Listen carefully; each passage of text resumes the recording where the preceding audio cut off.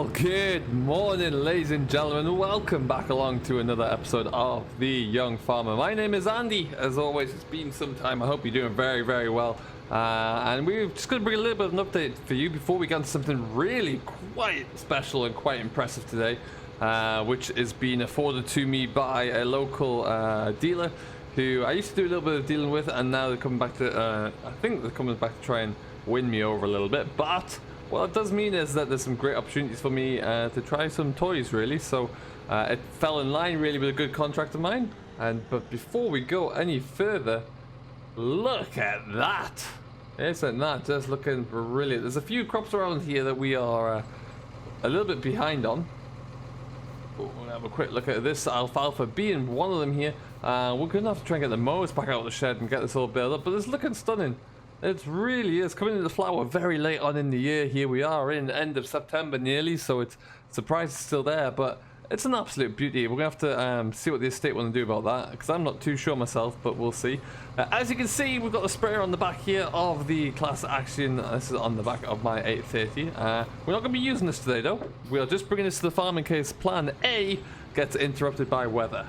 So we'll see. There's some winter wheat, winter barley around here that is emerged and needs a bit of post-emergent herbicide on there just to kind of keep it in check.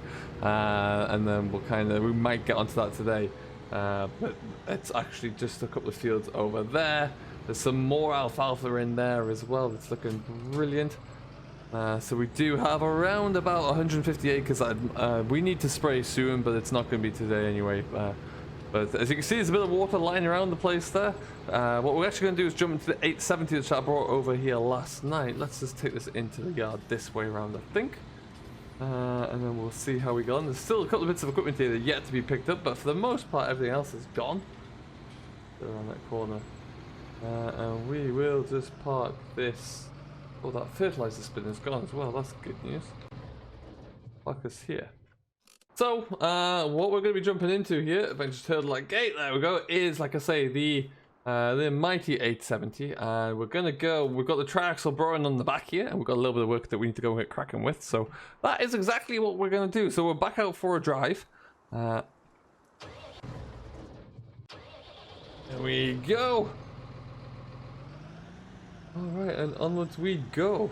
So I pulled this over here last night, and we're actually, with that sprayer, I'm waiting for a new Bowser to arrive for it, which should be, by all accounts, arriving not too far away and in the not too distant future, which if it does will be perfect, because it's gonna give me a little bit more of a range, because right now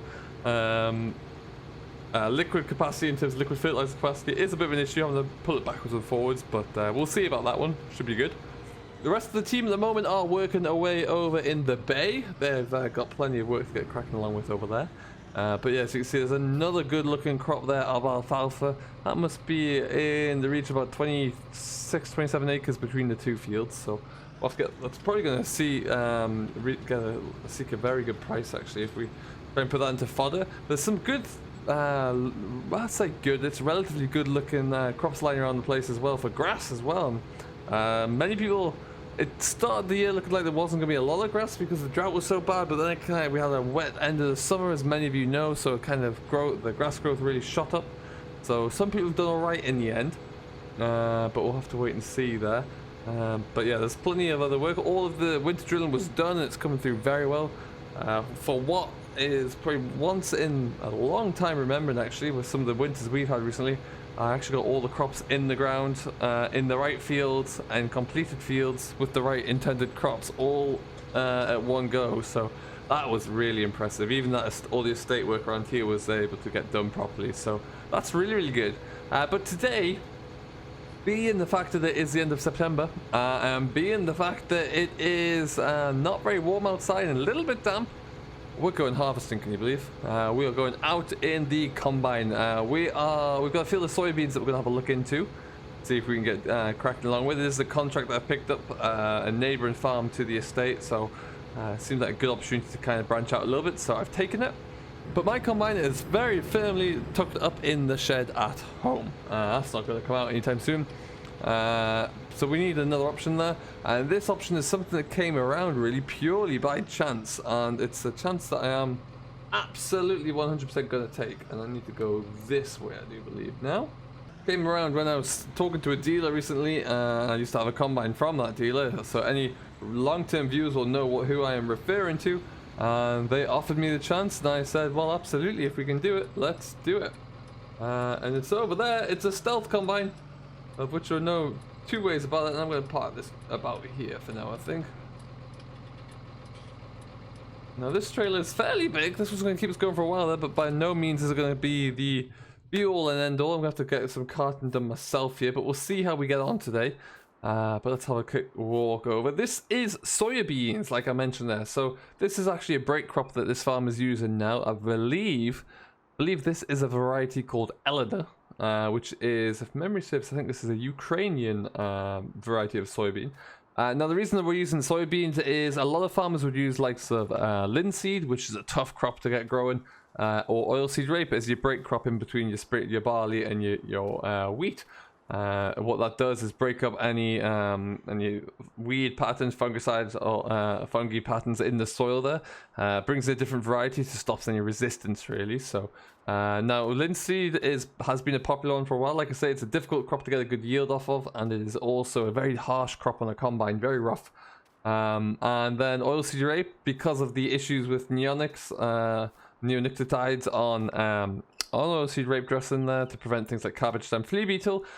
A lot of people are having very poor luck establishing it, and when it's on such light land like this ground is here, you get very poor yields and returns back. So the cost of input and drilling and establishing and fertilizer, herbicide often outweighs the cost of your return from harvest. So soya beans is something that quite a few people are turning to now, and we're seeing quite a good demand for it, to be honest. I'm intrigued to see how this goes. I'm actually quite happy I've got this crop because it allows me to have a bit of a play in it and just to see how it all turns out. You can drill it a little bit later. Usually I don't think you'd start to drill it until about October, November if you can get away with it. And then what that will mean is that you can avoid issues with blackgrass as well. But to harvest it today, we're going to be using this behemoth. And this is just an absolute stealth machine. It is the Fendt Ideal 9T, the biggest range that they have. Now, I'm not really looking for a new combine, but the dealer in question had, this is a demo that's been used going around the counties all of the summer there. And the dealer said it had a couple of weeks left before it was going for its end of season service.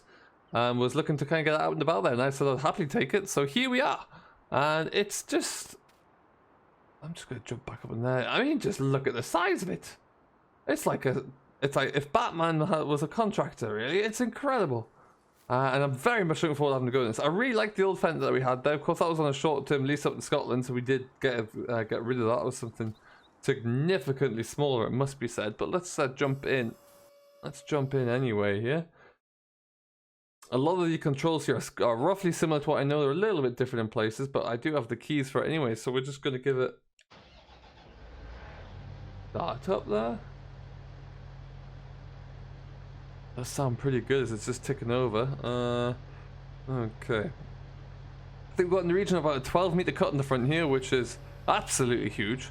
This is a this version is the I think it's called the Very Contour or something like that. And it is able to contour with the ground, but it also has it has belt driven there, so there's no traditional auger reel run across the top or the length of the header to sweep in the grain and the crop into the auger house. So it's going to be interesting to see how this goes. It kind of reminds me a bit of a MacDon header, really, that kind of style, that's for sure. Oh, let's go back here. Easy does it. Oh, there's going to be a button or a switch or something here I'm going to need to use. Need to get that open there. Where's my bin lids? Oh, there we go. Look at the size of that grain tank. Good grief, is that ever big? Alright then.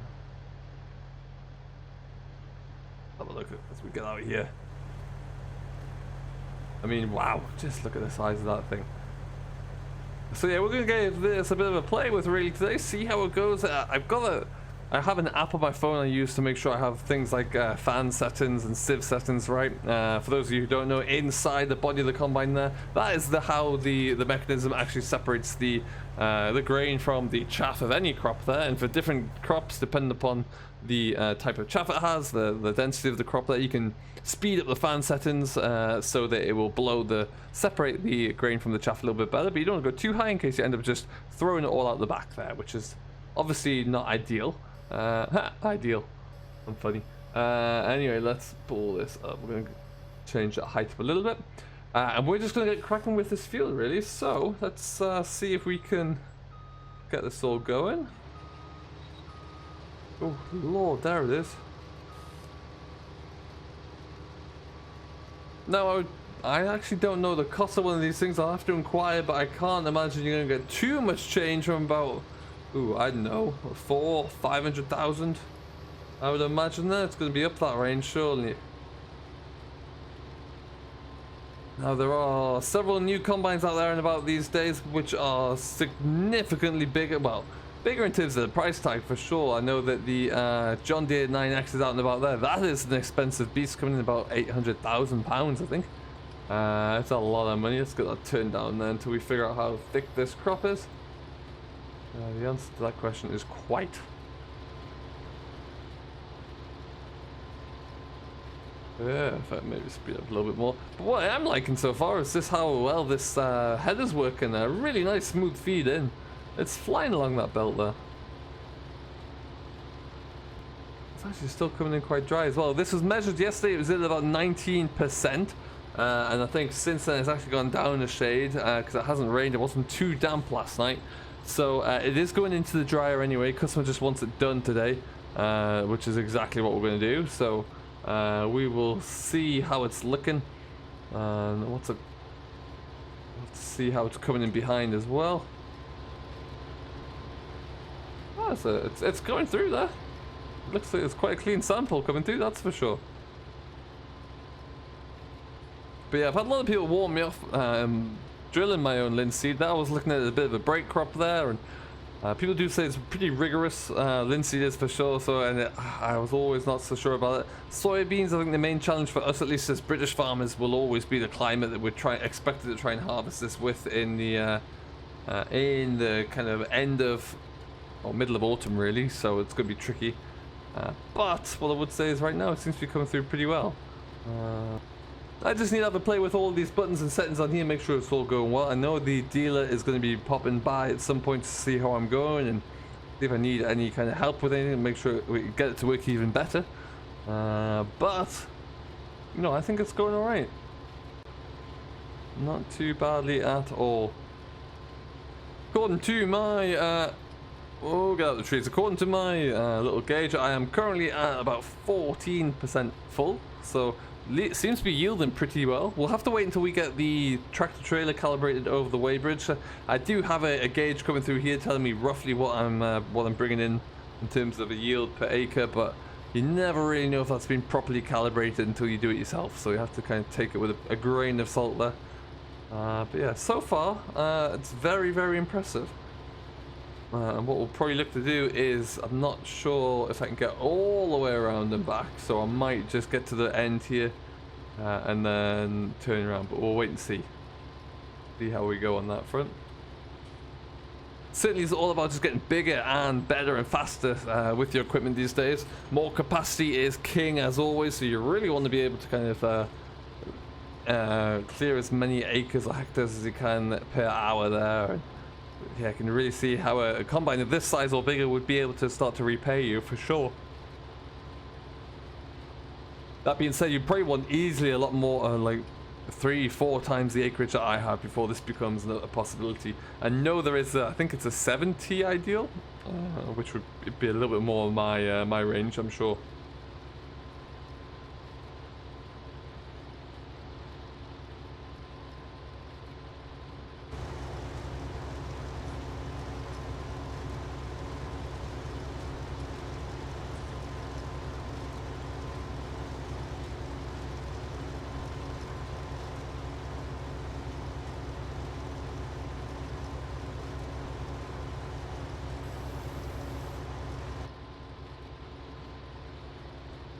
Also, not too difficult to keep an eye on such a big header. I thought I would have issues with that, but evidently not.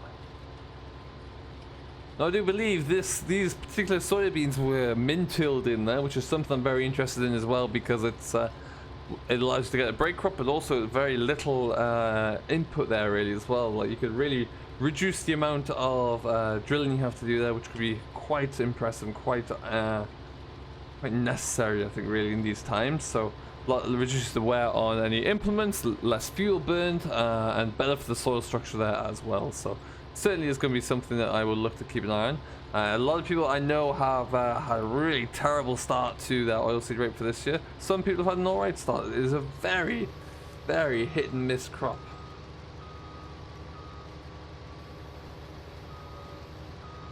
Oh, do you know what? We might get all the way around here. We're at 30% now. Let's just take this corner off here.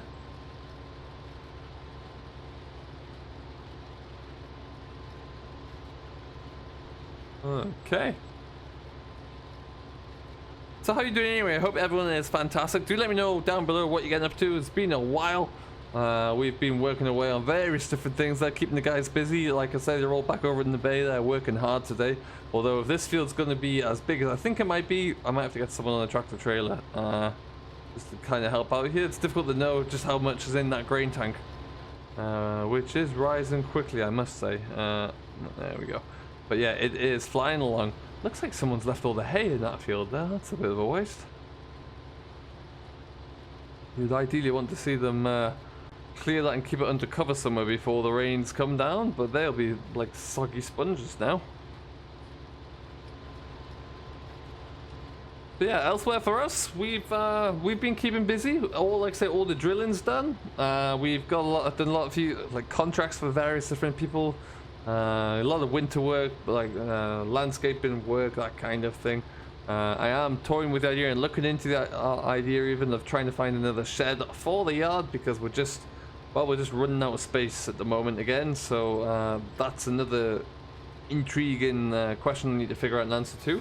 But yeah, for right now there, we are just seeing what we can do to clear the straw and try and get it put into the try and get the funds that put into the back into the farm. Now, I have been doing a lot of work over at the local biogas plant there with the straw pellets and the pelletizing. We have been clearing a bit of that, and workload's really starting to pick up there and intensify, doing a lot of haulage for the bushes again. Don't get those in there. A lot of haulage for the straw and hay pellets they're making. So just bring into question if it would be a good call to perhaps I am looking into the possibility of a more efficient way to move things there. So watch the space for that one. I'll have to wait and see. Yeah, and like I say, I've also ordered a new sprayer bowser. That's about the only other new thing for us here. I don't think, well, I pretty much know at this stage in the day there's not going to be any new tractors or anything like that. Not yet, at least.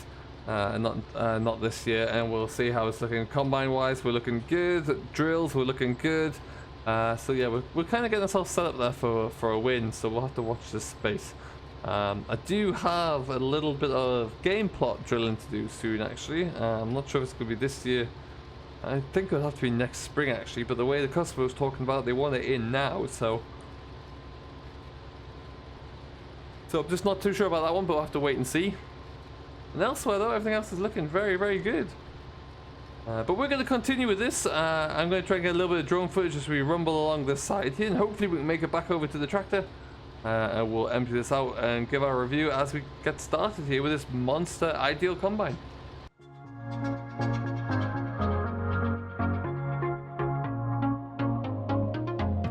So I got what I deserved, you know it. I wanted it to hurt, so wrong of me to cross that line. If I could, I would push rewind. It's my fault, I'll give you my heart, you can crush it, moving on. I'll be on my way if you want it. I surrender to you. Yes, I am waving the white flag. I surrender to you. Yes, I am waving the white flag.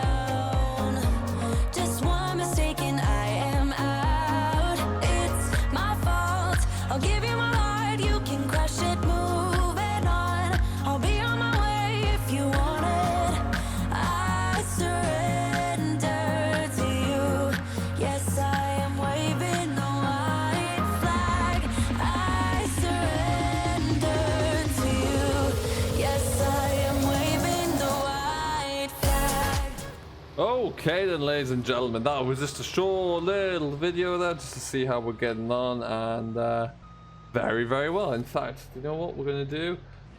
Power this all back up again, and we're just going to drive up to where the tractor trailer is.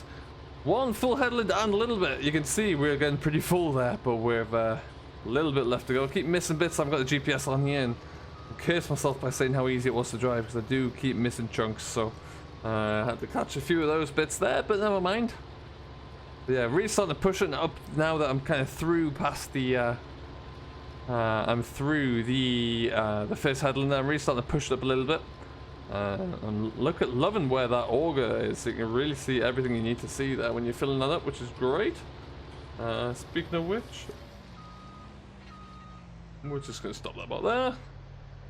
We'll let that tick over, and let's get back into the beast here, and we will get this swung over. We need to take off the cover as well, and we'll get this filled up there. I mean, looking forward to see how much this will take. This trailer is at full. It can take around about, I think it's 24 tons of wheat, give or take. So very intrigued to see what that will look like in and how much this tank will fill. But the main thing is that combine's huge, and look at the small imprint it's leaving in the stubble here. You can barely see where it's been, just the faintest of little depression there, so which is really, really good. We're just going to park this here. Got that taken care of. But yeah, look at these massive big tracks on the front there, barely leave much of a mark at all, which is great.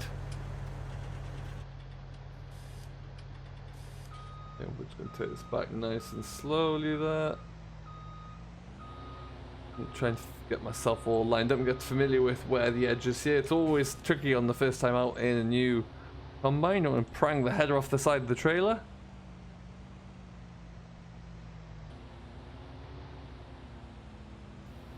There we go. Good lord, that looks like it's coming out like a jet beam. Alright, let's see how long it takes to load this. And there we go. Good lord, is that going quickly? Heavens! That's going to be less than a minute to empty that out. Crikey. Good job we're not in a thick wheat crop or something here. We'll be desperate for trailers. Wow, that was quick. Okay, so now we'll quick look up here. Wowzers, that's probably about half a load on there. That is huge. So with that, we're gonna kind of crack on and see how much of this we can get done here, really. And it shouldn't take us too long to do with this beast. So we're gonna keep going there. We will bring you a little bit more information as we go with this Fendt. Maybe give a review of it when we're all said and done here. I think we're going to be coming in after this to work this ground over and try and get some winter wheat into here, so we're going to be working pretty quickly on that one. But until next time though, I hope you have enjoyed. I have been Andy the Young Farmer. We will see you all in the next episode. So thank you ever so much for watching. We'll be back with you soon. Have a great rest of your day. Take care, and we'll see you all next time.